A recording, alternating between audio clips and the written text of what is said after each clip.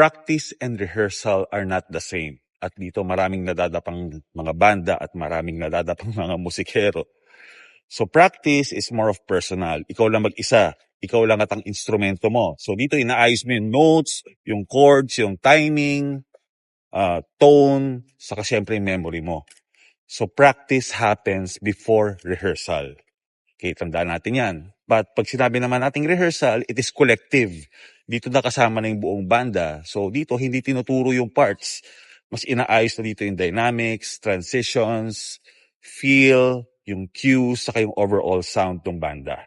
So anong problema? Maraming musicians pumupunta sa rehearsal para mag-practice. So ang resulta nun, sayang sa oras, frustrated yung buong banda, frustrated yung band leader nyo, stressed yung banda, at syempre late yung nagiging progress kasi nagtatagal kayo.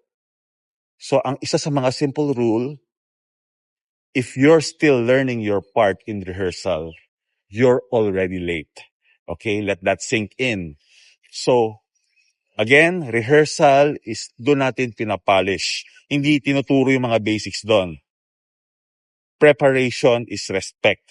Tandaan natin yan. Okay? If you're a musician who wants more calls, more gigs, at mas maraming mga artists at musical directors ang magtitiwala sa'yo, practice first, rehearse ready.